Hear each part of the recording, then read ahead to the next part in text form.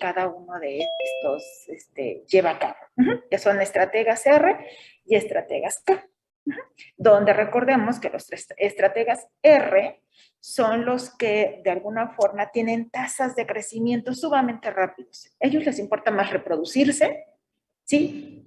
Se agota el recurso, se agota el espacio, y la densidad poblacional disminuye drásticamente hasta que encuentre nuevamente las condiciones, vuelve a subir. Entonces, estas poblaciones se caracterizan porque sus tasas de su densidad poblacional es intermitente, sube, baja, sube, baja, sube, baja, ¿sí? Y no permanecen constantes. Sin embargo, los estrategas K, ¿qué pasa con ellos? Los estrategas K tardan más tiempo en reproducirse, la curva de crecimiento va lenta, y llega un momento en donde, ¿qué? En donde se van a estabilizar y estas poblaciones son mucho más estables en el ambiente. Bueno, esto tiene que ver un poco, ¿sí? ¿Se acuerdan cuando hablábamos de las poblaciones autóctonas y alóctonas? ¿Recuerdan que era una población autóctona?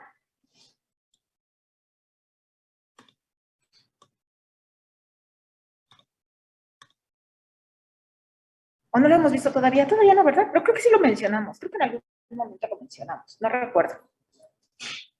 Chicos, ¿lo mencionamos o no lo mencionamos? Creo que no, profe. ¿No? Bueno, está bien. Esto va de la mano.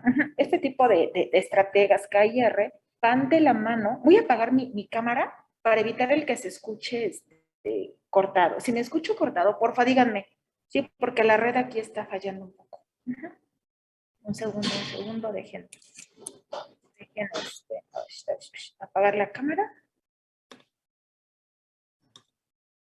Ok.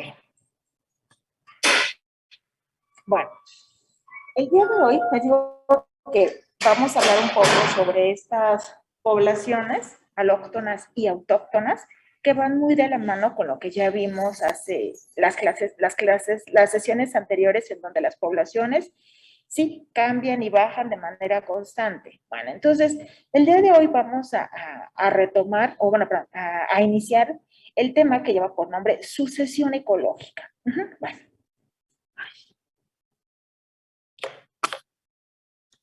Ahora sí. Ya habíamos comentado, ¿alguien podría recordarme? Sí, alguien podría recordar qué es la comunidad, cómo podemos definir la comunidad.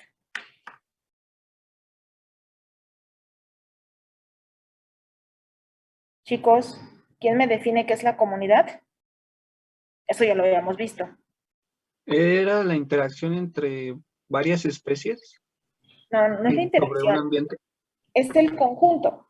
Es el conjunto de varias especies, porque interacción, o sea, sí, van a estar interactuando. Si están todas en un espacio, van a interactuar, pero de manera formal, sí, es el conjunto de especies o el conjunto de poblaciones. Ustedes pueden usar la palabra población o especie para referirnos a la comunidad, que todas van a estar, como bien lo menciona usted, presentes o interactuando en un hábitat determinado, pero es el conjunto. Pues es muy importante que coloquemos esta palabra, conjunto de poblaciones o especies que van a estar interactuando en un espacio físico, es decir, el hábitat. Bueno, algo muy importante es que todas estas comunidades van a estar compartiendo el mismo espacio, sí, en el mismo tiempo. Bueno, estas comunidades, como ya lo vimos la sesión anterior, generalmente las comunidades tienden a la estabilidad. Eso es lo que busca. Cualquier comunidad lo que busca es una estabilidad, el que todas sus poblaciones o todas sus especies permanezcan estables a través del tiempo. Sí, pero esto es muy difícil, más en ambientes abiertos o en ambientes naturales. Es muy difícil el que las poblaciones permanezcan constantes. ¿Por qué? Por todas estas variaciones que ya vimos la sesión anterior de estos 6 factores, sí, donde los factores físicos y químicos van a variar dependiendo el espacio, van a variar dependiendo el tiempo. Entonces, esto va a conllevar ¿a qué? A que en realidad las poblaciones estén en cambio constante, es lo que habíamos llamado como dinámica de poblaciones. Bueno, entonces es lo que se busca, que las comunidades sean estables, lo más que se pueda, o sea, lo ideal es alcanzar comunidades clímax. ¿Qué son las comunidades clímax? Pues son las comunidades, ¿sí?, que obtienen una estabilidad, que sus poblaciones ya no van a cambiar. ¿Creen ustedes que esto sea posible? Que en los ambientes naturales existan estas comunidades clímax. No. ¿Por qué? ¿Por qué? Por los factores físicos y químicos del ambiente que pueden estar variando, como la temperatura y...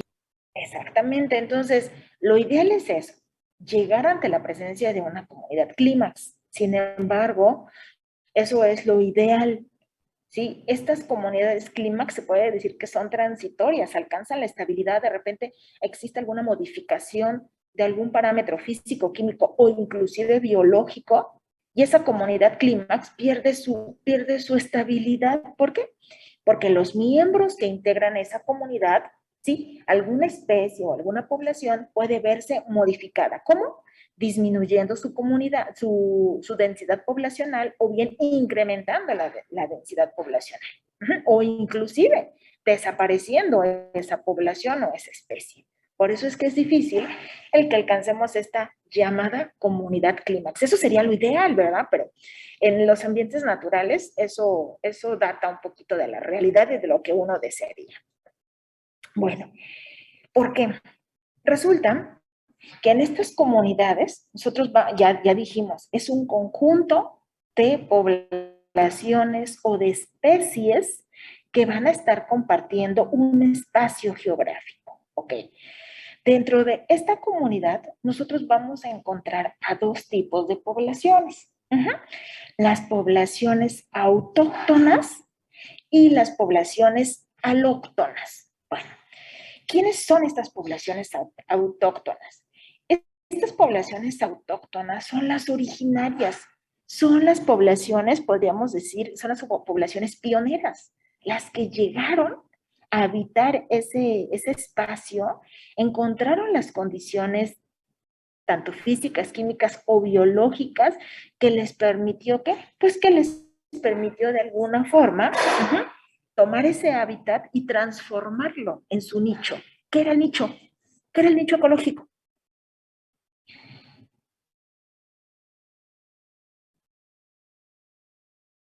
El espacio donde una población puede desarrollar sus necesidades metabólicas, algo así. Sus funciones, exactamente. Esas poblaciones autóctonas se caracterizan, ¿por qué? Porque llevan a cabo una función biológica. Llevan a cabo, ¿sí? Todas llevan a cabo sus rutas metabólicas, están activas, fisiológicamente está activa esa especie o esa población. Bueno, debido a que estas poblaciones autóctonas son las que habitaron ese espacio desde su origen, se adaptaron, ¿sí? A esas se les van a llamar autóctonas, porque son las originarias, son las que, los organismos pioneros, los que habitaron por primera vez ese espacio. Se caracterizan porque son capaces de sobrevivir en ese espacio durante tiempos prolongados. ¿Por qué? Porque ellos ya se adaptaron a las condiciones del entorno, ¿sí? Y como ya se adaptaron, tienen la capacidad de crecer y de desarrollarse. Son metabólicamente activas y por lo tanto van a generar su propio nicho ecológico. Fisiológicamente se dice que son compatibles con el ambiente. ¿Por qué? Porque están perfectamente adaptadas. No importan las fluctuaciones de los parámetros físicos o químicos, estas poblaciones pueden disminuir o incrementar su densidad poblacional, pero van a permanecer ahí, van a permanecer y no van a ser removidas tan fácilmente, a menos que existan cambios abruptos, ¿sí?, en los parámetros físicos, químicos y biológicos. Se dice también que estas poblaciones, al estar perfectamente adaptadas, ¿sí?, a este espacio, son excelentes microorganismos competidores. Si alguna población llega ¿sí? Pueden inclusive removerlas fácilmente. ¿Por qué? Porque ellas están adaptadas a esas condiciones. Entonces, inclusive pueden remover o pueden evitar el que alguna otra población extraña o ajena a ese hábitat pudiera llevar a cabo el proceso de colonización. Uh-huh. El otro extremo o el otro tipo, más bien el otro tipo de poblaciones van a ser las poblaciones alóctonas. Uh-huh. Estas poblaciones alóctonas son poblaciones que son transportadas, ¿sí? O que son dispersadas de un lugar a otro. Se consideran miembros transitorios, ¿sí? Bueno, entonces, estas poblaciones crecieron en un espacio, o tienen su hábitat, ¿sí? Su hábitat original, pero estas pueden ser dispersadas, ¿por qué? Por las corrientes de aire, por algún animal, por el mismo humano, etcétera, por el agua, pueden ser arrastradas y llevadas a otro espacio físico. Al momento de llegar a un nuevo espacio físico, estas tendrán que enfrentarse, ¿sí? Primero, a los organismos que van a estar presentes ahí. ¿Van a ser capaces de poder colonizar? Segunda, tendrán que adaptarse a las condiciones físicas y químicas de ese lugar. Ajá. Bueno, se dice que en muchas ocasiones, pues es muy difícil el que estos organismos alóctonos puedan establecerse. Uh-huh. Por eso se consideran únicamente microorganismos o miembros transitorios. Al ser miembros transitorios que únicamente van a estar en ese espacio por tiempos cortos, ajá, no van a tener la capacidad de transformar ese hábitat en su nicho ecológico. No van a ser metabólicamente activas, no van a poder desarrollarse en ese espacio. Uh-huh. La variación que van a tener en cuanto a su sobrevivencia en ese espacio puede ser variable. Ajá, puede ser variable dependiendo de su capacidad que tenga para adaptarse. Ajá. De hecho, algunas de estas poblaciones alóctonas tienen la capacidad de formar esporas. ¿Por qué?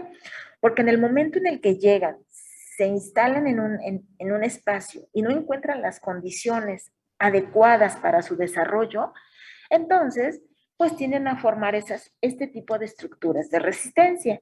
¿Por qué? Porque hasta que encuentre las condiciones, ahora sí, ya no la vamos a encontrar en forma de espora, vamos a encontrarla en su forma activa, ¿sí? O inclusive el hecho de que esté en su forma de espora va a ser mucho más fácil el que pueda ser arrastrada y llevada a nuevos hábitats, hasta encontrar un espacio que le permita poder instalarse, ¿sí? Transformar ese hábitat en su nicho.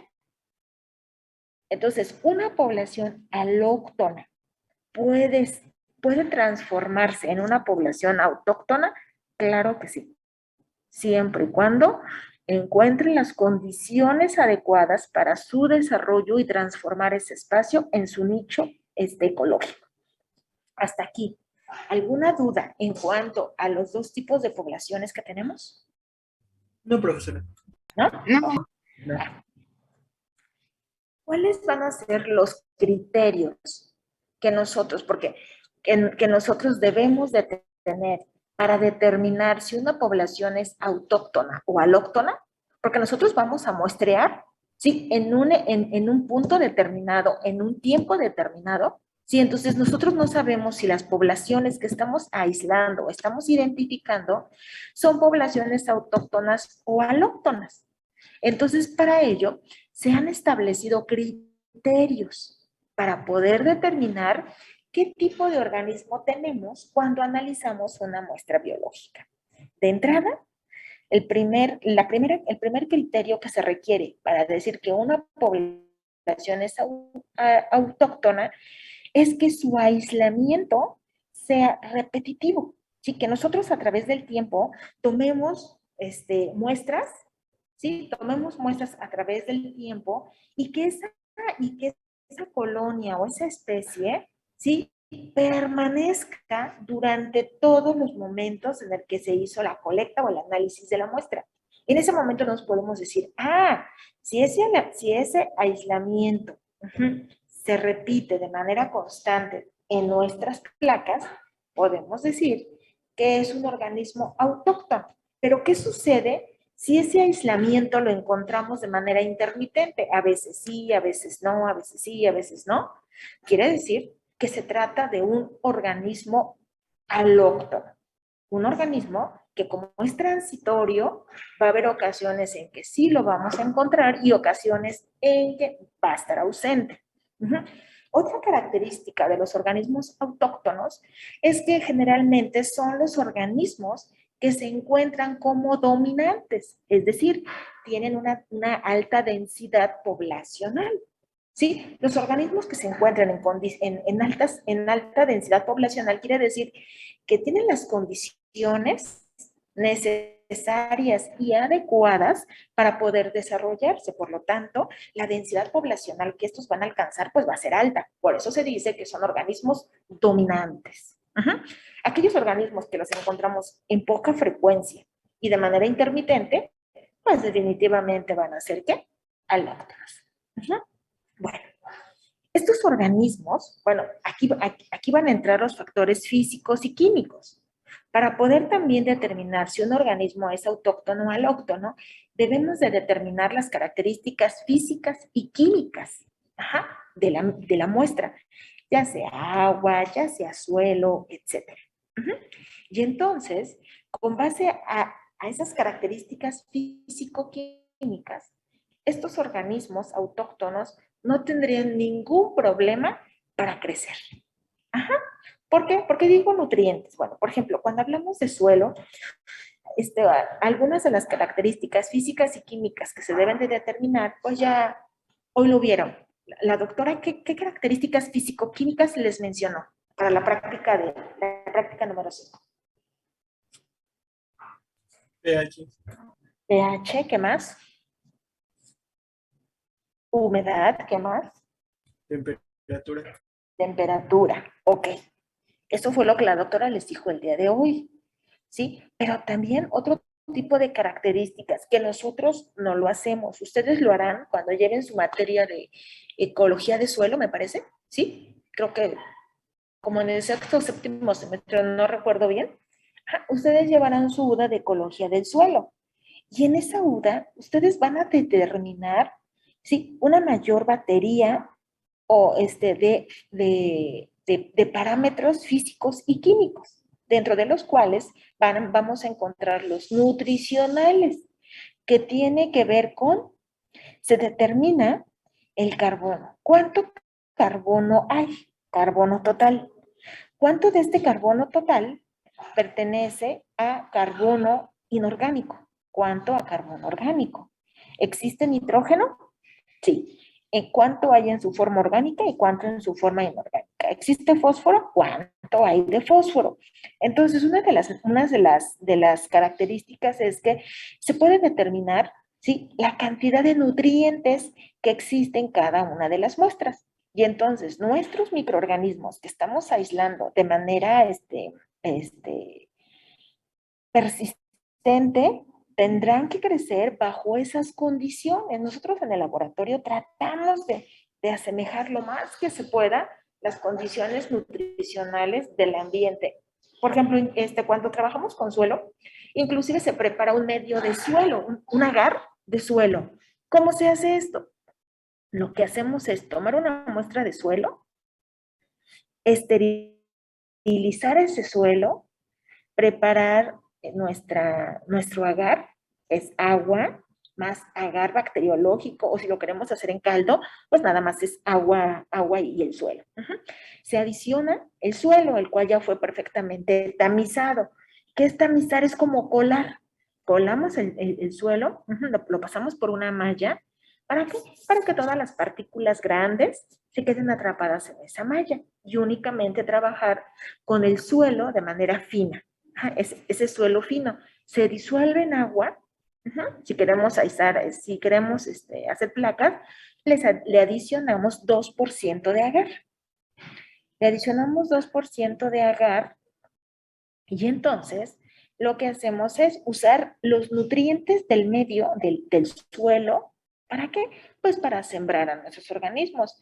Esta técnica es muy común cuando se trabaja con organismos de aguas saladas, ya sea océano o de un mar. Se trae agua, se esteriliza y esa agua se usa como base para la preparación de agar. Esa es otra estrategia para ver qué organismos están creciendo ahí y los que crezcan ahí quiere decir que son los organismos autóctonos porque están adaptados a esas condiciones del suelo. Otra característica que tienen los organismos autóctonos es que van a tolerar las variaciones ambientales del lugar. También aquí tendrá que hacerse un seguimiento de cómo varía la temperatura a lo largo del tiempo. La temperatura, si habláramos de agua o de pH, pues determinar el pH igual a lo largo del tiempo para determinar bien estos rangos que tienen, que tienen esos organismos para soportar, ¿sí?, su crecimiento. Entonces se dice que estos organismos van a soportar variaciones ambientales propias de cada uno de los ecosistemas. Bueno, entonces se dice que estos organismos autóctonos van a ser los más abundantes y que se van a adaptar fácilmente a las condiciones de ese ambiente. Aquellos que no se adaptan a todas estas condiciones, pues se dice que son organismos transitorios. Entonces, bueno, al menos son estos primeros cuatro, yo creo que son los más importantes y los que hay que destacar. Para decir que estamos ante la presencia de un organismo autóctono. Bueno, muchos de estos organismos, como dije, principalmente los organismos alóctonos, van a ser transportados o dispersados, ¿sí? Ya habíamos visto, cuando vimos aire, pues dijimos que el aire es una vía por la cual va a arrastrar las partículas del suelo o del agua y va a transportar a los microorganismos. De hecho, el aire no se considera un ecosistema, es únicamente un ambiente transitorio de los microorganismos, los cuales en algún momento, o sea, todo lo que sube tiene que bajar, ¿no? Entonces, en algún momento, todas esas partículas que están suspendidas en el aire tienen que bajar y pueden ser depositadas ¿en dónde? En el suelo, en el agua, en las plantas, en los animales, en cualquier superficie. Y entonces todos esos organismos, sí, o la mayoría, se pueden considerar organismos alóctonos, organismos que son transportados. Bueno, entonces, estos organismos, a ese proceso de transporte, se le conoce como ¿qué? Como dispersión. Ese movimiento de llevar, de transportar a un organismo de un espacio a otro espacio diferente, se le llama dispersión. Y la dispersión va de la mano ¿con qué? Con otro concepto que vamos a revisar, que es colonización. Entonces, la dispersión y la colonización son dos conceptos, ¿sí?, que van de la mano. Uno depende del otro. Okay. Vamos a revisar en qué consiste la dispersión. ¿Queda claro qué es la dispersión, chicos? Es únicamente el movimiento que van a sufrir los organismos, ¿sí?, para ser desplazados de un lugar a otro, ¿sí? La colonización es cuando un microorganismo, bueno, un organismo en general, pero vamos a hablar particularmente de microorganismos, cuando un microorganismo llega a un hábitat diferente al de origen y si encuentra las condiciones adecuadas, tendrá que llevar a cabo este proceso de colonización. E inclusive estos organismos colonizadores tienen la capacidad de remover o eliminar a poblaciones que ya están ahí presentes y poder establecerse. Bueno, entonces vamos a ver en qué consisten estos dos eventos. Dispersión. ¿Cómo lo vamos a definir? Como el movimiento de los individuos, llámese microorganismo, llámese espora, ¿sí? ¿Por qué? Porque estamos enfocándonos a microorganismos, ¿sí? o de sus elementos de diseminación, bueno, en este caso ya dije esporas, ¿sí? De un lugar a otro. Entonces la dispersión va a ser eso, el movimiento de los organismos o bien de sus estructuras de diseminación de un espacio a otro espacio. Eso de manera general lo denominamos como dispersión. Los organismos, ¿sí? Tienen dos formas de dispersarse. La primera es la dispersión activa y la segunda es la dispersión pasiva. Entonces tenemos dos tipos de dispersión, la activa y la pasiva. Ajá. ¿En qué consiste la dispersión activa? La dispersión activa es un proceso de adaptación que le permite a los organismos que se desplacen, ¿sí? A sí mismo. O sea, los organismos generan estructuras que les permiten desplazarse de un lugar a otro. ¿Sí? Ellos no requieren de la ayuda del agua, ni del viento, ni de un alimento, ni de un fomite, ni de un animal, de nada. ¿Sí? Esos organismos pueden desplazarse por sí mismos con estructuras de movimientos propios. ¿Alguien me podría decir qué estructuras propias de un organismo conocen que les permita desplazarse de un espacio a otro? ¿Los flagelos? Una es los flagelos. Los organismos, si tienen flagelos, se pueden desplazar rápidamente de un espacio a otro espacio. Si no encuentran las condiciones, se desplazan sin ningún problema. ¿Sí? ¿Qué otro? Flagelos. ¿Qué más? Pseudópodos. Esa es otra forma de que los organismos se puedan desplazar. Ejemplos, las amibas. Muchas de las amibas tienen pseudópodos que les permite ir de un espacio a otro. ¿Qué más? Otra estructura propia. ¿Perdón? No la escuché. Nuevamente repítame. ¿Pueden ser los cilios? Pueden ser los cilios. Ajá. Cuando veamos columna de Winogradsky, que ya vamos a montarla próximamente, y tengan la oportunidad de observar al microscopio, van a encontrar ustedes una cantidad de organismos acuáticos, porque vamos a hacerlo en columna, que tiene todas estas estructuras que ustedes me están diciendo, desde flagelos, pseudópodos, cilios, a veces ustedes hasta se ponen de malas porque dicen, maestra, venga a ver, aquí está este organismo, y de repente cuando llega uno, ya se fue. ¿Por qué? Porque se desplazan rápidamente. Por eso son algunos ejemplos de organismos, de estructuras que les permite a los organismos desplazarse de un espacio a otro cuando las condiciones no son nada favorables. Ellos mismos se desplazan y eso de alguna forma garantiza que, pues garantiza el que estos puedan permanecer, ¿sí? Puedan permanecer en diferentes espacios, ¿sí? Y garantizan su perpetuación, ¿sí? Bueno. El otro tipo de dispersión es la dispersión pasiva. Esta también es un desplazamiento de los microorganismos, pero aquí, ojo, requieren de un vector o de algo que los pueda transportar de un medio a otro. Por sí solos no se van a poder desplazar. Entonces, estos organismos, cuando no existen las condiciones apropiadas para su desarrollo,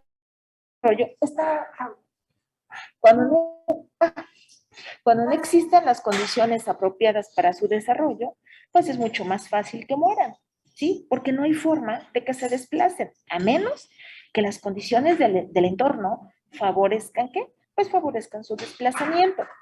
¿Cuáles pueden ser esos factores que favorecen el desplazamiento? La lluvia, el viento, algún animal o algún otro organismo que pueda desplazarlos de un lugar a otro. Grupo externo, sí. Ajá, entonces estos son algunos ejemplos. ¿Quiénes creen que van a ser más exitosos? Aquellos organismos que tienen una dispersión pasiva o una dispersión activa. ¿Quiénes van a ser más exitosos en los ambientes, que no van a ser tan fácilmente removidos? Que llevan a cabo una dispersión activa. Activa, ¿por qué? Porque en el momento en el que en que los organismos, sí, perciban las condiciones nada favorables, en ese momento se desplazan. Y aquí no, en la pasiva, pues aquí dependen de algo, dependen de un vector o de una vía, ¿sí? Para que estos puedan ser desplazados. Si en ese momento no hay viento, pues ni modo, baja drásticamente la densidad poblacional de ese organismo e inclusive puede llegar a morir, ¿sí? Si no tuviera estructuras de resistencia. Bueno, entonces, estos son los dos tipos de dispersión que vamos a encontrar en el ambiente. La dispersión activa y la dispersión pasiva. Ajá. Y de esto dependen, pues básicamente los dos tipos de poblaciones. Las poblaciones alóctonas van a poder ser desplazadas a través de esta vía, a través de dispersiones pasivas. Ajá. Bueno, algunos ejemplos de organismos con dispersión activa. Por ejemplo, los hongos. Vamos a ver el caso de hongos. Los hongos han generado, ¿sí?, diversas adaptaciones para poder ellos mismos, ¿sí?, dispersarse de un ambiente a otro. Bueno, hay algunos hongos como Sarcosifa. Sarcosifa es este hongo. Es muy común encontrarlo en suelo.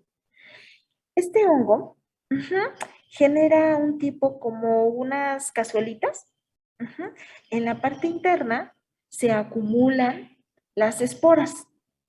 Sí, en la parte superior tiene una membrana.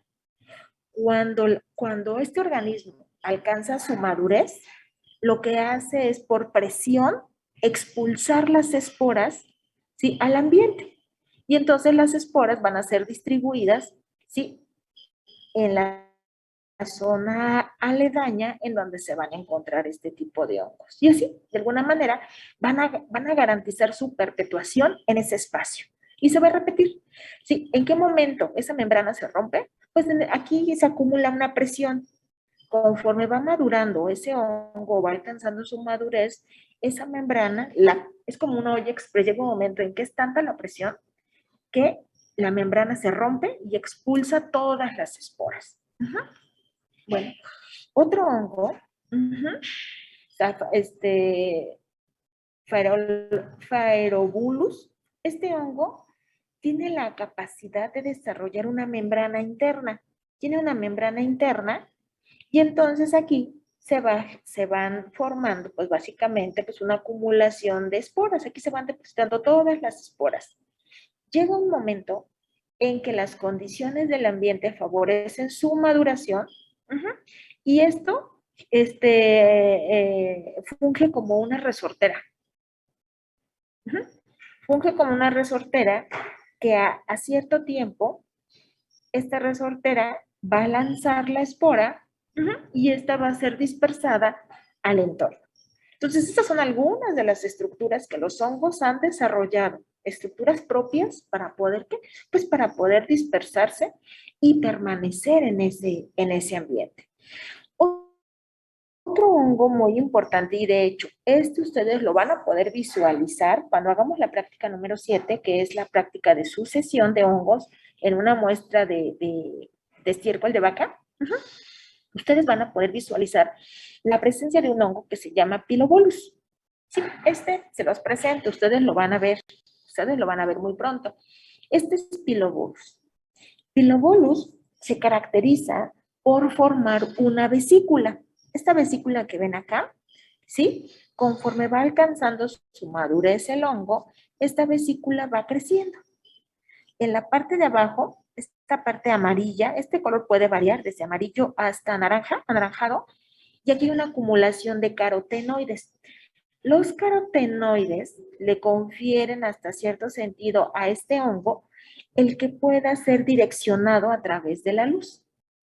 Es un hongo que tiene fotorreceptores, ¿sí? Y va girando, ¿sí?, hacia cierta longitud de luz.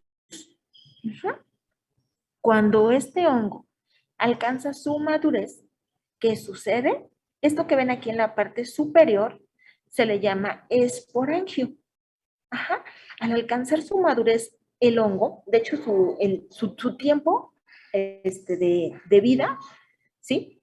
Va en días, o sea, es un tiempo muy corto, ¿sí? Más o menos el tiempo son de 2 a 3 días, ¿sí? Aquí va a depender mucho de la especie, en el que este hongo alcanza su madurez. Cuando alcanza su madurez, se revienta esta vesícula y entonces expulsa este esporangio. Sí, este esporangio se va a adherir, pues ya sea a las plantas que estén aledañas en donde se encuentra, o bien pueden caer en el suelo. Generalmente, como la altura que alcanza es relativamente alta, pueden adherirse fácilmente al pasto. Estos hongos los podemos encontrar, ¿sí? De manera común en el suelo. Se adhieren al pasto, los animales que forrajean en áreas libres, pues se alimentan de ese pasto. Y entonces al momento de alimentarse, pues ingieren estas esporas. Posteriormente, una vez que, pues, que el animal pues excreta todos los restos que no fueron asimilados, en ese estiércol vamos a encontrar las esporas de este hongo y va a germinar de manera muy, muy fácil. No es nada exigente, es un hongo que generalmente utiliza compuestos de fácil asimilación. ¿Sí? Entonces, este es otro hongo que ustedes van a poder visualizar, inclusive van a ver esta dispersión activa que lleva el hongo. ¿Sí? Y van a poder observar, esperemos ya en su momento ya puedan observar el microscopio los esporangios. Dependiendo de la especie de Pilobolus de que se trate, va a ser el tipo de esporangio. Pueden encontrar esporangios, sí, con bordes muy regulares. Pueden encontrar esporangios con bordes irregulares, como formas tetraédricas. El color puede ir desde un negro intenso hasta un café claro, como un color ámbar. ¿Sí? Entonces, dependiendo de la forma y del color del esporangio, pues podemos inferir la especie de Pilobolus del que se trate. Pero bueno, ustedes en el laboratorio van a poder visualizar la dispersión activa de este hongo. Y la característica que tiene de ser un hongo fotorreceptor por la presencia de estos carotenoides que tienen en la base y son los responsables de guiar, ¿sí?, a Pilobolus hasta una longitud de onda específica. Bueno, ya dijimos cómo estaba integrado, cómo es la estructura básicamente de Pilobolus. Sí, existen otros hongos, ¿sí? No nada más estos que les mostré. Existen algunos otros hongos que vamos a encontrar en el suelo. El suelo es un ambiente idóneo para el desarrollo de organismos, así que a través de sus estructuras, ¿sí?, pueden ser dispersados fácilmente, ¿sí? ¿A través de qué? De la liberación de sus ascosporas. Muchas ascosporas son liberadas, ¿sí? Una vez, bueno, hay algunos que forman sacos. Estos sacos se rompen, ¿sí? Y las esporas son liberadas al ambiente. Y es una forma de garantizar la perpetuación, ¿sí?, de estos organismos. Bueno, entonces, ya vimos que algunos de los mecanismos de dispersión que pueden tener los hongos, ya si hablamos de estructuras muy específicas, puede ser el esporangio, esporas, flagelos, ¿sí? Inclusive el micelio. Muchos hongos filamentosos forman micelios. Los micelios van a tener la capacidad, ¿sí?, de liberar estas ascas. Por eso les decía yo cuando abrieron su cajita de hongos filamentosos que podían abrirla, que se pusieran un cubrebocas, para evitar que, pues cuando ustedes abrirán sus cajas Petri, la liberación de algunas de estas estructuras. Bueno, una característica de estos microorganismos que llevan a cabo la dispersión activa es que pueden moverse o pueden desplazarse a distancias amplias. ¿Sí? Pueden, por ejemplo, Pilobolus.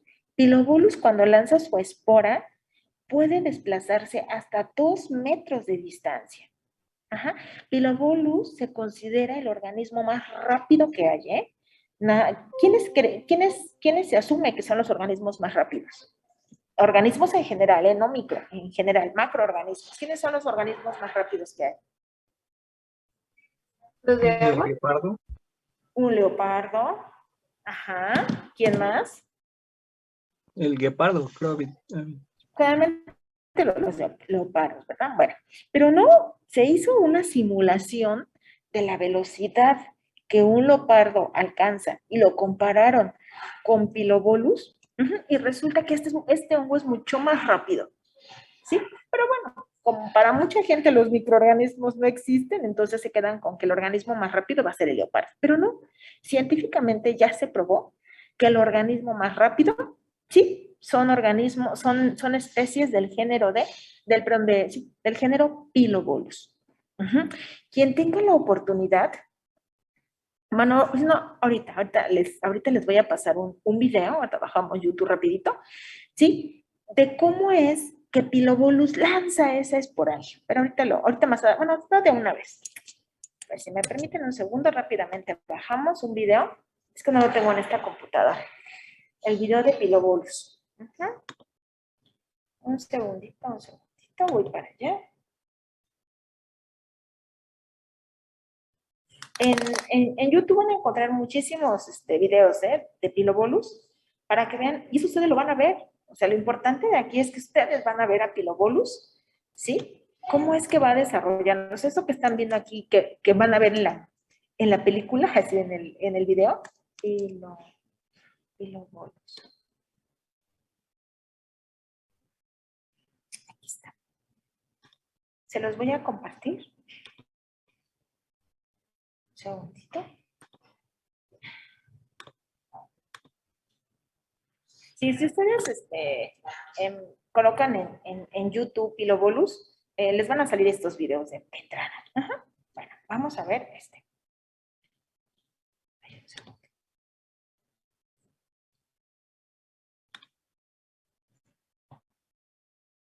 Here at Earth Unplugged, we have filmed the fastest animal on the planet, which is the peregrine falcon, and can reach speeds of up to 300 kilometers per hour in full.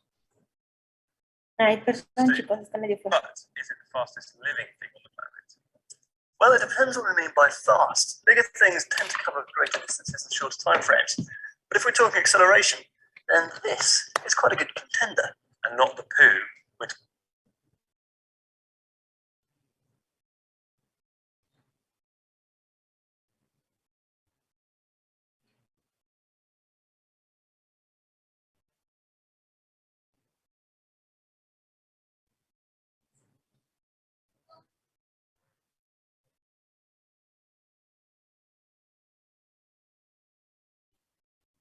Aquí, alto. Estos hongos tienen la característica, como les comentaba, ¿sí? De estar presentes en las plantas, principalmente en el pasto. Cuando los animales se alimentan, ¿sí? De este hongo, pues lo ingieren. Entonces aquí ellos van a usar para esta explicación, van a usar el estiércol de caballo. Nosotros en su momento usaremos el de vaca. ¿Sí? ¿Por qué? Porque los dos tienen hábitos alimenticios muy semejantes. Entonces, todos aquellos animales que se alimenten de pasto van a tener la característica de poseer este hongo.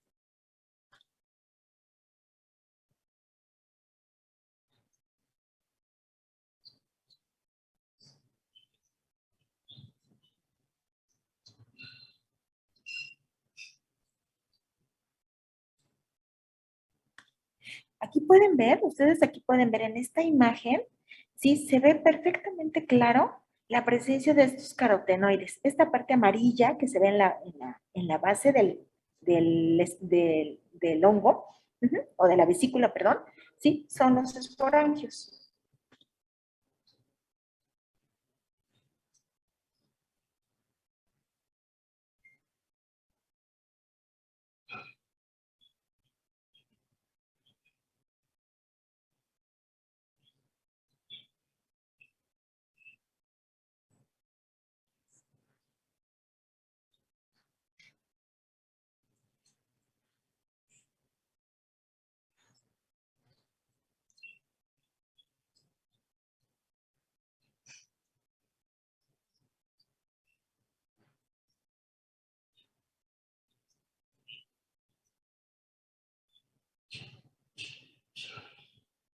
Ellos lo que buscan aquí, es probar la velocidad que tiene cuando se dispara a una pistola, con qué velocidad sale expulsada la bala, y lo van a comparar con qué, con la velocidad con la que sale expulsado el esporangio de Pilobolus.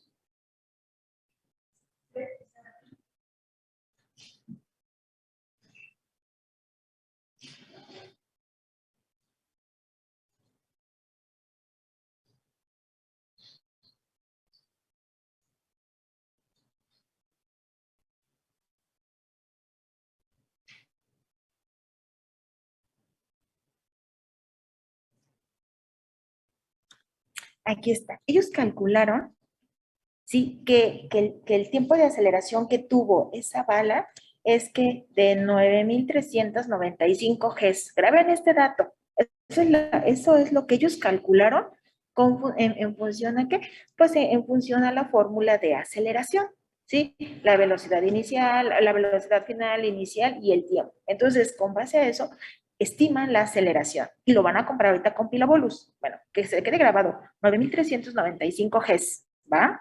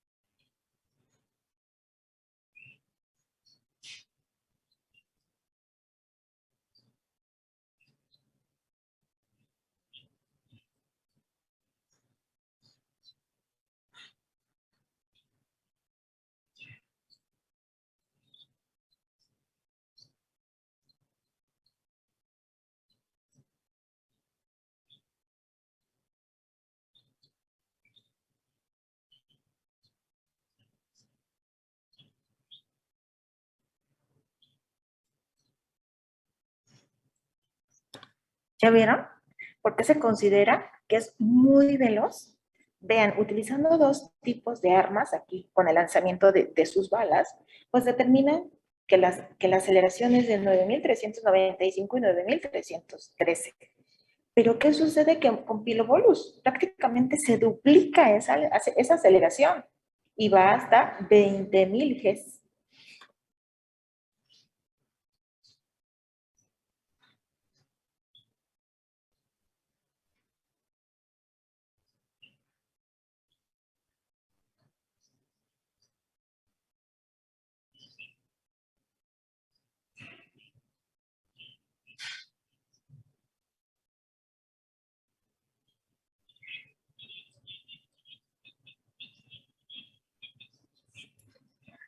Aquí ya son comerciales. Bueno, ¿ustedes vieron ya? Sí, ¿Cuál es la velocidad? Ustedes afortunadamente, pues no lo van a ver porque no tenemos este tipo de cámaras, ¿verdad? Eso sería lo ideal, que lo pudiéramos visualizar. Ujú. Espérame, aquí, sí, que lo pudiéramos visualizar. Ustedes lo que van a poder ver, ustedes lo que, ustedes lo que van a poder visualizar van a ser,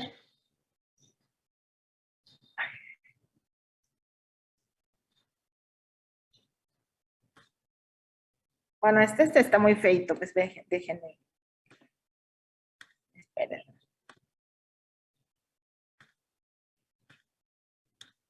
Espérenme, no, este no era.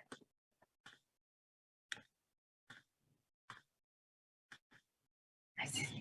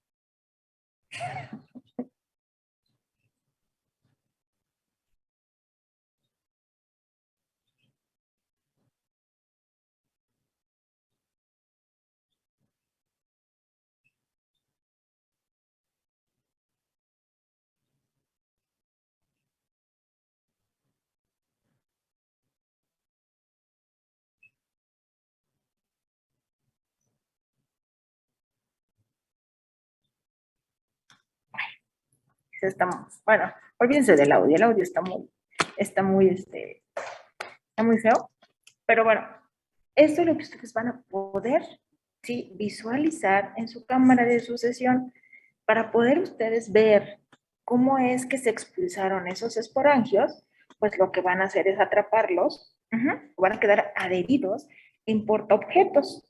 Ustedes van a colocar, van a hacer su cámara de sucesión, van a colocar portaobjetos con diferentes filtros donde la longitud de luz va a ser diferente. Y entonces ustedes van a poder cuantificar, ¿sí? Hacia qué longitud tiene mayor preferencia este hongo. Ajá, y los esporangios van a quedar atrapados o adheridos ahí en la superficie de su portaobjetos. Y van a poder visualizarlos al microscopio. Entonces, bueno, van a ir viendo cómo a través de los días este hongo va a crecer, va a alcanzar su maduración y va a expulsar el esporangio. Esta es una de las prácticas, sí, yo creo que una de las más bonitas que hay por la variedad de hongos que ustedes pueden observar. Y este tipo de dispersión, que es la dispersión activa. ¿De qué va a depender el que ustedes puedan o no observar a este hongo? De la calidad del sustrato. ¿Y cuál va a ser el sustrato? El estiércol, ¿no? El estiércol de la vaca. Si es una vaca que está alimentada con pasto, ¿sí? Va a ser 100% seguro que van a encontrar este hongo. Pero si es una vaca que está alimentada con maíz, con alimento, o con paja, o con cualquier otro alimento que ya fue tratado previamente, pues va a ser muy difícil el que ustedes puedan observarlo. ¿Por qué? Por el tratamiento que llevan todos esos alimentos, que este hongo pues no va a estar presente. Entonces, si ustedes nos ven una muestra de mala calidad, rápidamente vamos a verlo. ¿Por qué? Porque no van a poder visualizar todos los hongos que deberían de estar en una muestra de estiércol de vaca. Entonces, bueno, de una vez les voy diciendo, cuando, si ya checaron su calendario, creo que es regresando de vacaciones, si no me recuerdo, sí, van a montar la cámara de sucesión. Entonces, vayan pensando si tienen la oportunidad de ir a algún lugar en donde existan estas granjas y tengan vacas, o si tienen algún conocido pues el que les pueda regalar una muestra para que puedan ustedes montar su cámara. Profesora, Va a haber gente que posiblemente diga, mande. esa práctica se va a hacer presencial, ¿verdad? No sé, es que no tengo mi calendario a la mano. Si me dice usted la fecha, es que no recuerdo. No recuerdo cuándo es esa práctica. ¿Alguien me puede apoyar con la fecha?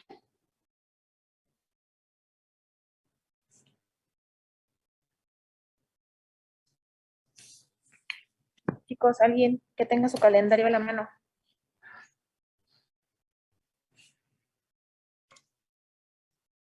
¿Es la práctica 6? La práctica 7, sucesión de hongos. La práctica 7 es el 10 de marzo. 10 de marzo. Ah, pues ya falta. 10 de marzo, la otra semana.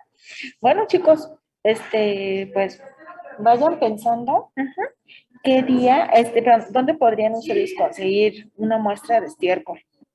Ajá, pues ojalá y este fin de semana, si alguien tiene la oportunidad de salir, aunque sea aquí al Estado de México, y poder conseguirlo, tienen algún conocido, pues sería muy favorable el que pudieran tener su muestra. Va a haber posiblemente gente que diga, es que yo no tengo a dónde ir. Mande, dígame. ¿Se puede de establo? De establo, es que le digo, el problema de los establos, bueno, aquí hay que preguntar bien con la persona que cuida las vacas, ¿sí? De qué tipo de alimentación tienen. A pesar de, hay vacas que a lo mejor las tienen en establos, pero les dan, por ejemplo, alfalfa. En la alfalfa podemos encontrar a este hongo. Sí, o en ocasiones las tienen en los establos, pero determinado tiempo las sacan a pastar.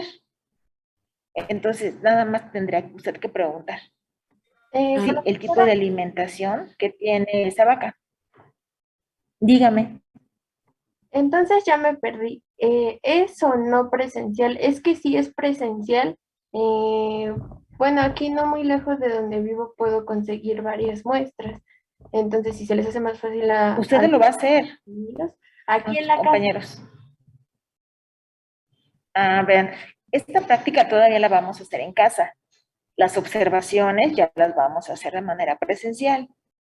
Ajá, entonces esta práctica la vamos a hacer en casa junto con columna de Vinodrasky. Ajá, para columna de Vinodrasky ya la doctora les comentó que les va a subir la lista. ¿Qué requerimos? Requerimos una muestra de agua y una muestra de suelo o bien de sedimento. Son las muestras biológicas que vamos a utilizar. Para la cámara de sucesión vamos a pedirles entonces una muestra de estiércol de vaca. Ajá, y todavía la vamos a hacer en casa.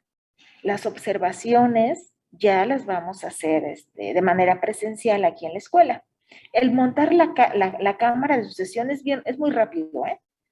Creo que se van a tardar más en ir por la muestra que en hacer la cámara. La cámara la hacemos en minutos se arma la cámara y ustedes tienen que hacer sus observaciones diarias para poder ver la aparición o el que ustedes puedan ver de manera directa, posiblemente de manera directa o con ayuda de una lupa o con el mismo celular a estos organismos. Entonces, bueno, si usted tiene algún lugar, pues sería padre que se los recomendara a sus compañeros o que se pusieran de acuerdo para que les pudiera usted proporcionar una muestra y pudieran hacer su cámara. ¿Cuánto requerimos de la muestra? Más o menos como 1 kilo. Como 1 kilo de muestra requerimos.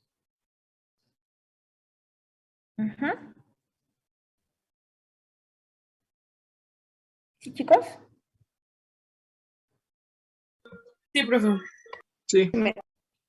Si se les hace más fácil, pues organícense por equipo, ¿sí? Bueno, ya dicen, bueno, que una persona sea la responsable de buscar la muestra y entonces, bueno, ya comparten los datos. Pero bueno, aquí lo malo es que sería que una persona no va a poder visualizar todo el crecimiento de su cámara, pero desde su cámara de sus hongos. Pero bueno, aquí es como ustedes se acomoden. Si tienen la oportunidad todos de conseguir una muestra de estiércol sería lo ideal. Pero si alguien no puede, ahí sí ya no podemos hacer nada y bueno, tendrá pues sus compañeros tendrán que compartirle a través de imágenes o videos el crecimiento de estos hongos. Esta práctica es muy bonita por todo lo que va viendo. Entonces vayan pensando, tenemos una semana para que podamos montar esta prueba y también el que vayan considerando el buscar una muestra de agua y una muestra de suelo o sedimento. Creo que hay algunas personas que habían comentado que iban a tener la oportunidad de ir a un río o a un lugar en donde había una cascada, ¿no? Algo así habían comentado. No recuerdo ahorita quién me había dicho. ¿Sí tuvieron la oportunidad, chicos, de colectar su muestra? Yo en un lago. ¿En un lago? Ah, perfecto. ¿Tiene su muestra de sedimento y su muestra de agua? No la recolecté, pero está a 10 minutos de mi casa, entonces en cualquier momento puedo No ir. lo escuché. Perfecto. Ok. Bueno, entonces para que la tenga usted, para el día que vayamos a montar columna de Vinodrasky, que es la otra semana. Entonces, al menos el fin de semana yo creo que podría ir a colectar la muestra. Y ya si quiere, pues invita a sus compañeros a la laguna y pues ya van a traer la muestra, ¿verdad? Bueno, y quien diga, no, es que yo no puedo, no hay ningún problema. Si tienen agua estancada ahí por su casa, hay algún lugar donde esté el agua estancada, vayan por ella. A lo mejor una fuente, pueden tomar el agua de una fuente, dejen ahí una cubeta con agua para que les dé el sol. Sí, bueno, no ha llovido, ¿verdad? Lo malo que no ha llovido, sino luego hay agua de lluvia ahí estancada. Aquí lo importante es que busquen agua. De preferencia que no sea agua de albercas, porque el agua de alberca le colocan cloro. Que no sea agua de sus cisternas, porque desafortunadamente como está oscura, se evita el crecimiento de las algas y queremos ver a este grupo. No vayan a usar agua de la llave porque viene clorada o agua de garrafón, porque también acuérdense, el agua de garrafón tiene un proceso en donde elimina prácticamente la presencia de microorganismos. Entonces lo que queremos es ver los microorganismos. Entonces cualquier lugar, ¿sí? En donde haya agua estancada, pueden utilizarla, menos los lugares que les dije. O si tienen una pecera, pueden usar el agua de su pecera. ¿Sí, chicos? ¿Están ahí o ya se fueron? Ya me dejaron aquí hablando sola. Bueno, entonces vayan considerándolo. Ok, vayan considerando porque tienen una semana para hacer la recolección de su muestra.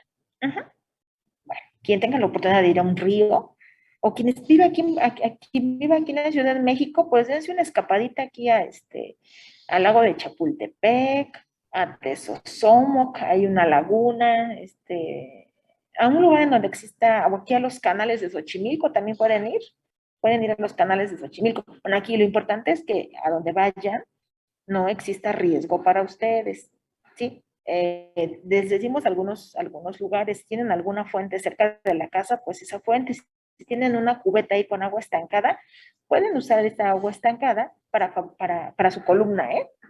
Chicos, ya nada más, ya les dije de los lugares que sí no pueden ser. Entonces vayan más o menos sondeando el área donde viven, ¿sí? Para poder obtener su muestra. Y de suelo, pues pueden tomar el suelo de una maceta, el suelo de un parque, de un área verde, pueden tomar ese suelo sin ningún problema.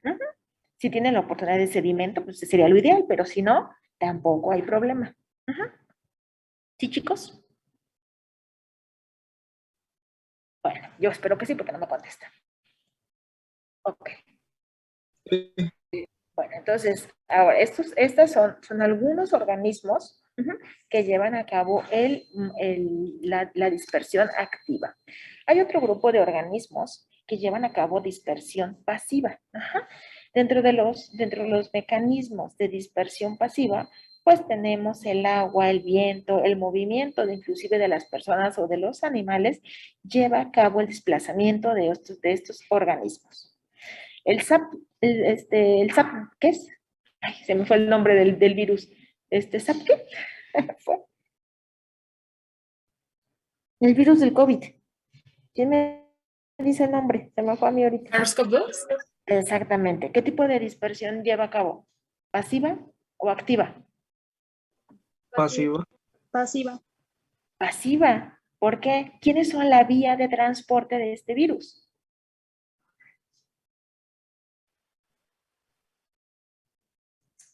Aerosoles, ¿no?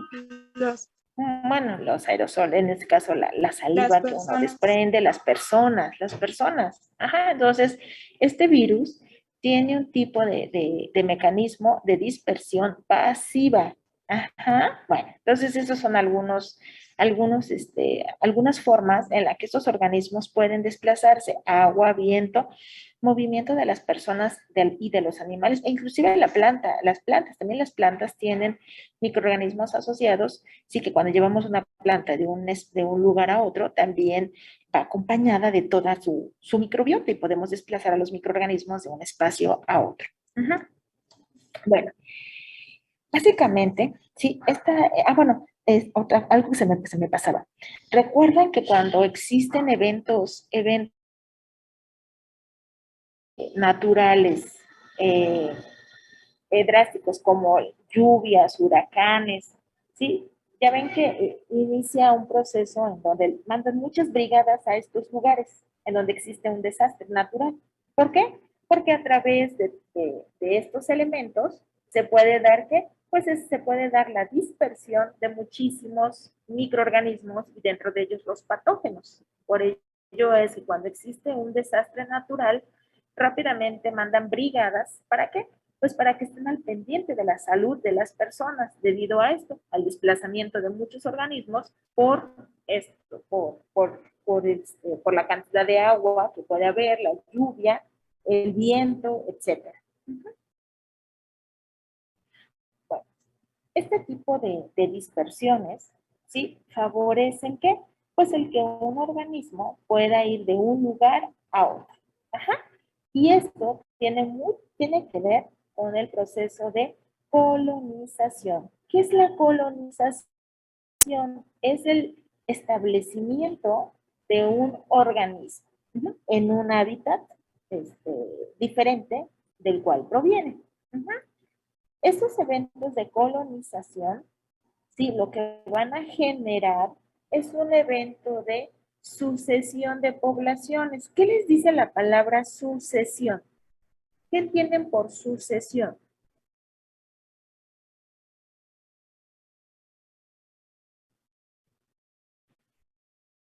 ¿Mm? ¿Qué entienden por la palabra sucesión?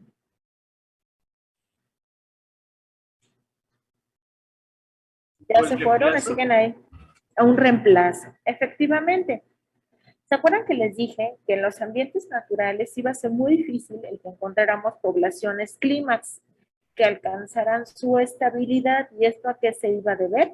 A los cambios del entorno, tanto físicos, químicos y biológicos. En los factores biológicos entran los microorganismos. Los microorganismos pueden ir reemplazando, ¿sí?, a organismos propios de una muestra. ¿Y a qué se va a deber?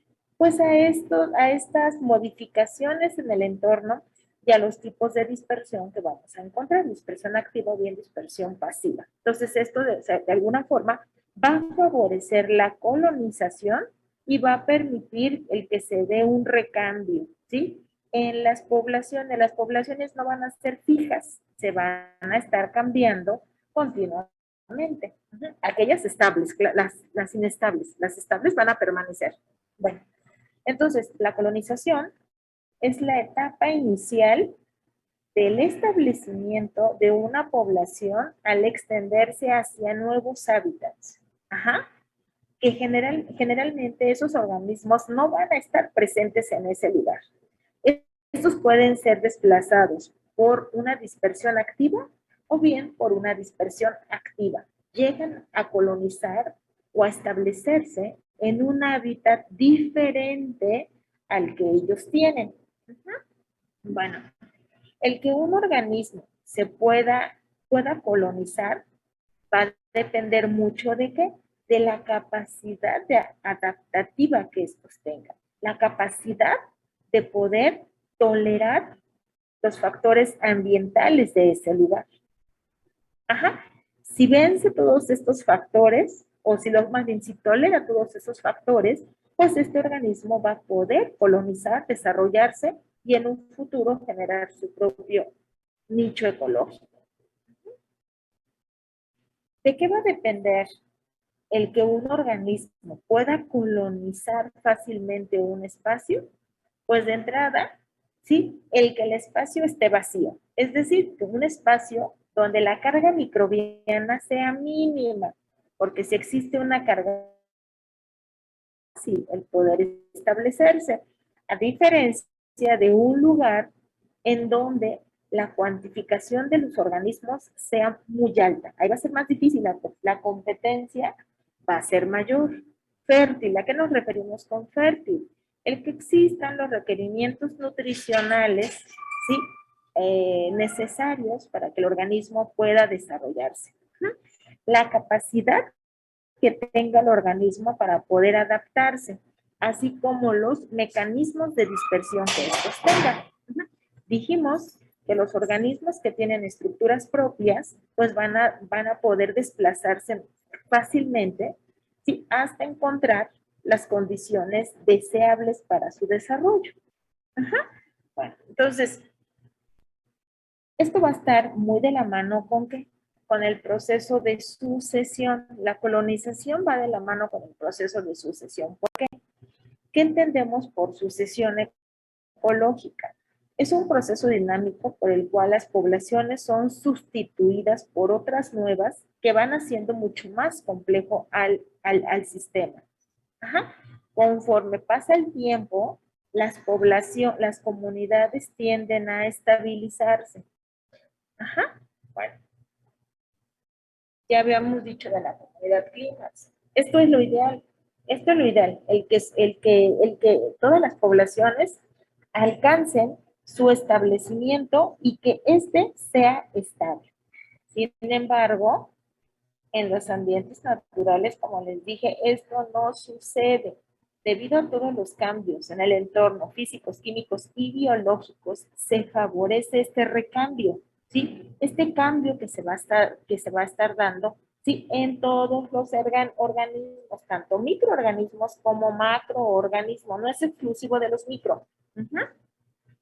Bueno, generalmente lo que se busca es la homeostasis de los ecosistemas.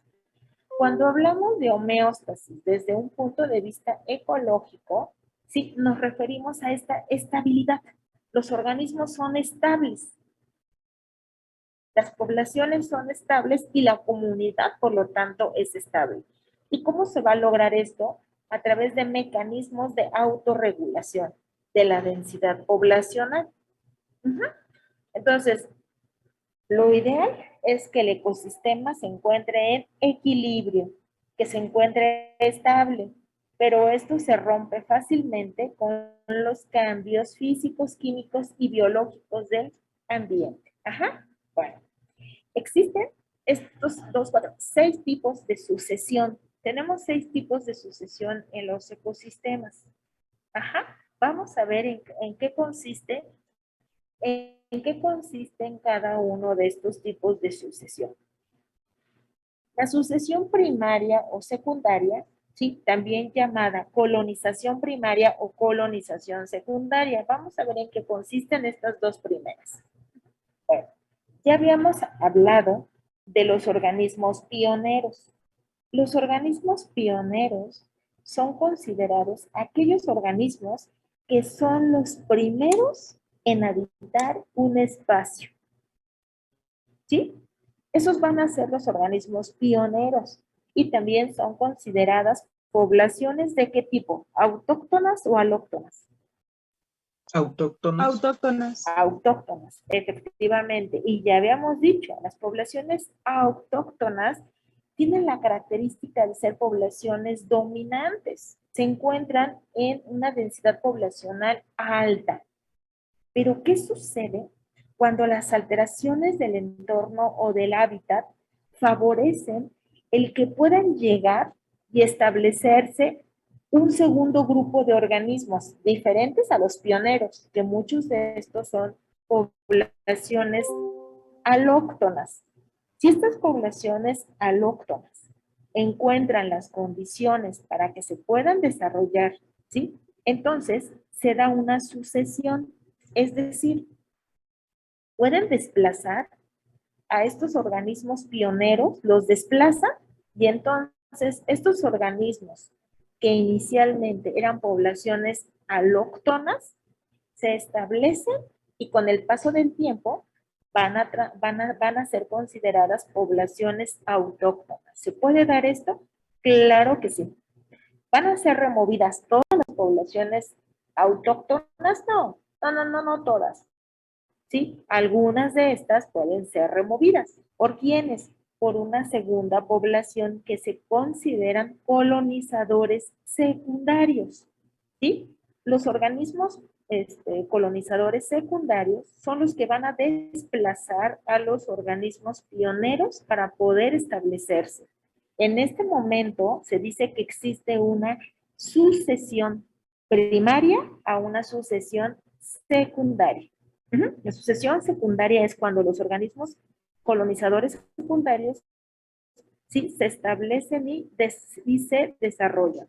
Los colonizadores primarios son estos, los pioneros. Y esto se va a estar dando de manera intermitente en cualquier tipo de muestra biológica. En cualquier tipo de muestra se va a estar dando esta sucesión. Y todo se va a deber ¿a qué? A modificaciones o alteraciones del hábitat. Cuando nos enfermamos, por ejemplo, pensemos en una infección gastrointestinal. Todos nosotros tenemos una microbiota asociada al intestino. Todos esos son considerados organismos pioneros.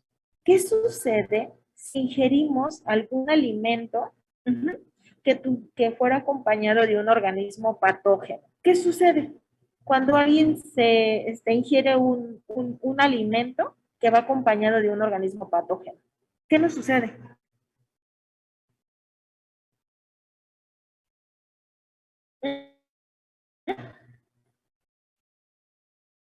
Chicos, ¿qué sucede? Nos enfermamos.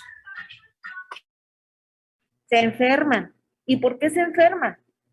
¿Qué pasó con ese organismo patógeno? Ese organismo patógeno va a ser un organismo transitorio, es una población alóctona. Va a poder llevar a cabo, va a poder establecerse ahí, va a colonizar, su densidad poblacional va a incrementar y entonces va a generar un daño. ¿Un daño a quién? Pues a ustedes puede generarles diarrea, algún malestar estomacal, si tiene la capacidad de generar fiebre por algún mecanismo, se va a generar fiebre, vómito, etcétera. ¿Sí? Entonces ahí, en ese momento en el que ustedes están expresando todos esos síntomas, es porque el organismo patógeno se estableció. Ahí se dio una colonización secundaria. Inclusive se dice que muchos de los organismos propios de la microbiota pueden disminuir drásticamente su densidad poblacional. Y entonces, ¿qué les manda el médico? ¿Qué les dice el médico? ¿Qué les manda para recuperar su microbiota intestinal normal? Pues nos manda medicamentos. Bueno, el medicamento es para contrarrestar el efecto del patógeno y eliminarlo. ¿Pero qué más les manda? Sí, les manda medicamentos. Pero para que ustedes nuevamente... Bueno, el antibiótico es para remover el patógeno. Pero el antibiótico también puede... ¿Mande? ¿Reposo? No la escuché, dígame. ¿Eh? ¿Reposo? No la escucho, otra vez. No la escucho. ¿Reposo? Reposo, bueno, no, el reposo no. Bueno, aparte del reposo. Yakult. ¿No les mandan probióticos? Nadie se ha enfermado. Yakult, bueno, Yakult, les mandan Yakult. ¿El Yakult qué tiene? Es una bebida fermentada que ¿qué tiene? Lactobacillus. Lactobacillus. Tiene lactobacillus. Esos lactobacillus les va a ayudar a restituir su microbiota original. ¿Sí? Entonces, en este proceso de infección, de una infección gastrointestinal, se está dando este proceso de sucesión primaria y sucesión secundaria, ¿sí? A través del antibiótico van a eliminar al organismo patógeno y nuevamente restaurar pues a sus organismos pioneros o a su flora, a su microbiota normal. Ajá. Entonces, bueno, pero si ustedes no hicieran nada, ¿qué sucede? Pues ahí va a estar persistente la infección. ¿Por qué? Porque los organismos patógenos se van a establecer y si no hay nadie quien pueda eliminar o contrarrestar la infección, pues va a permanecer ahí. Sí, entonces, ese es un ejemplo de una sucesión primaria y una sucesión secundaria. Los patógenos están colonizados, se están reproduciendo ahí y están causando un daño. Si los propios microorganismos, sí, pueden eliminar el efecto, genial, pero si no, pues usamos medicamentos, ¿no? Básicamente antibióticos para tratar de remover, disminuir la la densidad poblacional de ese patógeno y que nuevamente los organismos pioneros vuelvan a estar como organismos dominantes. Eso también sucede en los ambientes. En los ambientes también sucede eso, que van a llegar organismos transitorios, van a establecerse y si las condiciones lo permiten, pues ahí se van a quedar. Y si no, pues nuevamente serán removidos y es un ciclo. Es un ciclo. Bueno, generalmente, estos organismos pioneros ya están adaptados a las condiciones del entorno. Si llega un microorganismo secundario o un microorganismo transitorio, muchas veces al momento de estar colonizando, estos organismos secundarios o colonizadores secundarios pueden modificar inclusive ellos el hábitat. ¿Cómo lo pueden modificar? Muchos organismos, ustedes saben, que pueden generar o pueden excretar metabolitos secundarios al medio, a la parte externa. Muchos de esos metabolitos que son excretados, que son parte del metabolismo propio de un organismo, pueden modificar el pH. Si modifican el pH, entonces posiblemente esos organismos pioneros pues no van a poder vivir en ese pH y entonces, ¿qué va a suceder? Los pueden remover. O pueden producir, por ejemplo, alcoholes. Si llevan a cabo una fermentación, se pueden generar alcoholes, ácidos grasos. Y estos compuestos pueden modificar o alterar el espacio y desplazar a estos organismos. Y entonces, quedarse como organismos primarios. Entonces, a esto le llamamos sucesión primaria y sucesión secundaria. Los pioneros son los colonizadores primarios y los organismos que pueden llegar a través de alguna vía, ya sea dispersión activa o dispersión activa, se les conoce como colonizadores secundarios. Que estos colonizadores secundarios pueden convertirse en el tiempo como poblaciones autóctonas, sí, se puede dar. Bueno, ya nada más para cerrar esta parte. Como les decía, estos organismos, sí, los organismos pueden modificar el entorno. Y de aquí se derivan otros dos tipos de sucesión. La sucesión halogénica y la sucesión autogénica.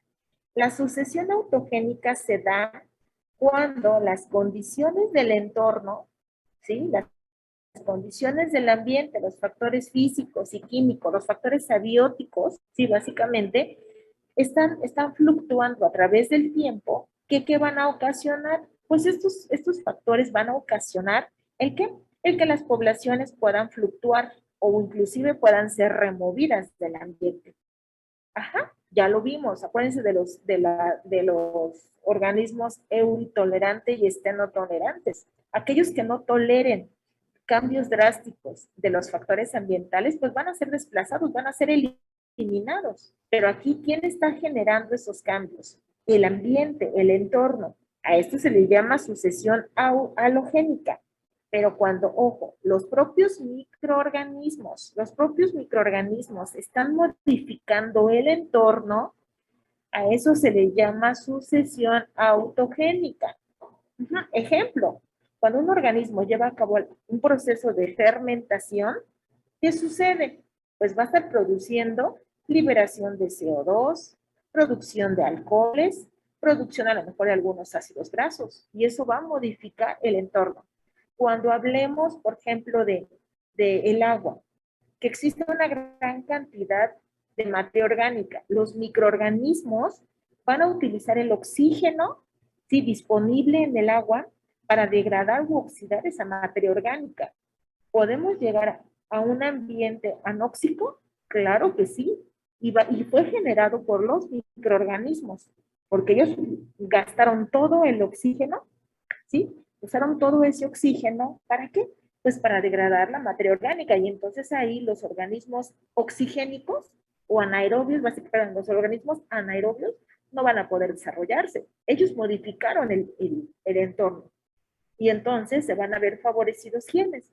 Los microorganismos anaerobios o microaerofílicos. ¿Sí? ¿Qué otro ejemplo se les ocurre de sucesión autogénica? Ya les puse el de la fermentación, ya les dije ahorita de la degradación de la materia. ¿Qué otro ejemplo se les viene a la mente, chicos? Que los organismos podrían estar modificando el entorno.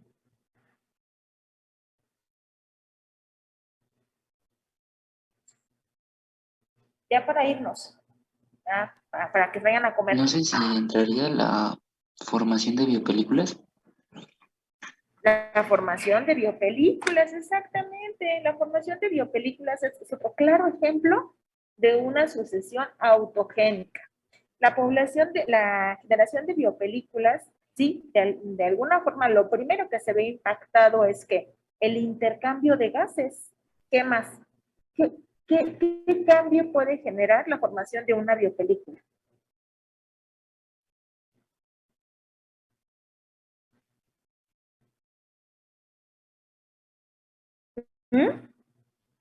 Chicos, hablen. Ya sé que tienen hambre, ya se cansaron, ya vamos por el último minuto de la clase. ¿Qué otra alteración puede generar la presencia de una biopelícula?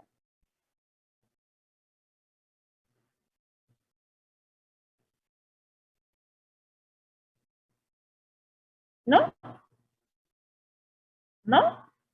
Chicos, ¿sí están ahí o ya se fueron? No, aquí estamos. Pues entonces, a ver, ¿qué se imaginan aparte del intercambio gaseoso? Puede haber una disminución, sí, puede haber una disminución en la concentración de oxígeno. ¿Qué más se puede modificar? Podría ser como que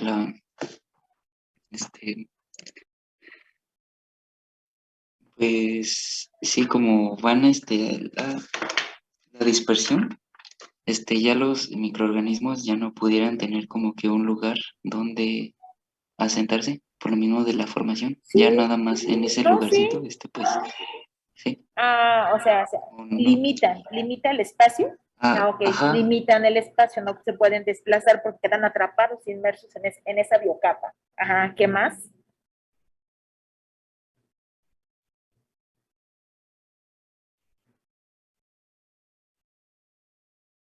Al existir una limitación en el espacio, va a haber una acumulación de todos estos metabolitos secundarios, ¿no?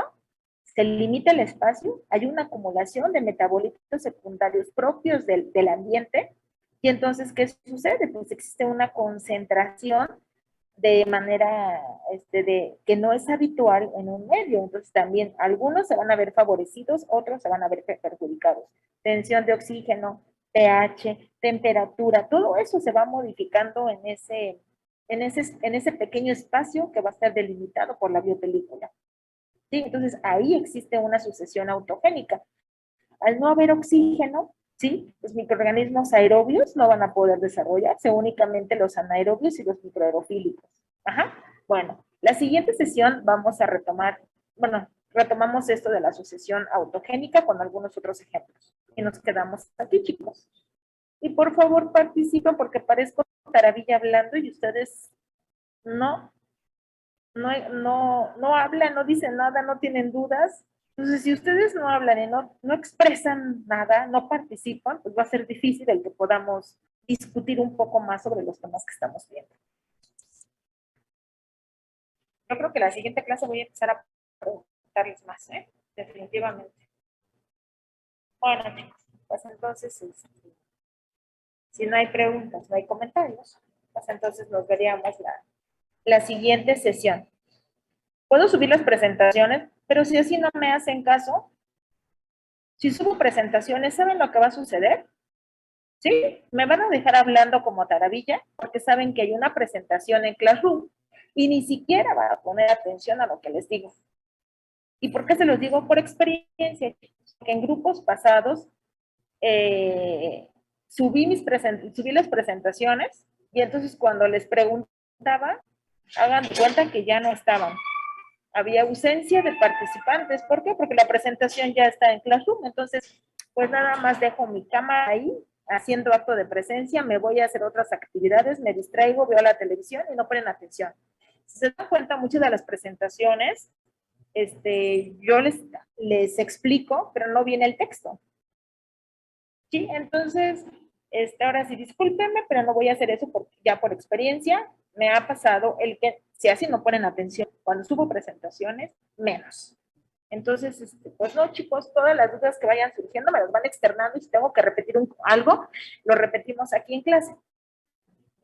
Sí, es que todos, no son los únicos. Estos 2 años que hemos estado en pandemia, sí es un patrón que se viene repitiendo. Es que ustedes no participan, chicos, no preguntan, no tienen dudas.